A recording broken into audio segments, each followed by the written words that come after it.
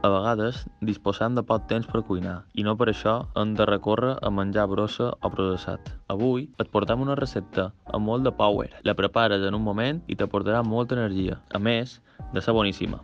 Endavant!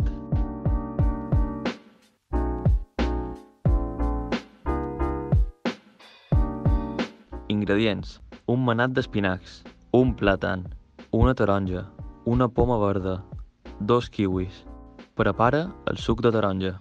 Trosseja la poma en la pell, pala i trosseja els kiwis. Fem el mateix amb el plàtan i l'espinac, tot dins la batedora. És més ràpid de preparar que anar a comprar menjar ràpid, no trobes? Has de prendre-ho recent preparat, per evitar que perdi propietats. Bon profit!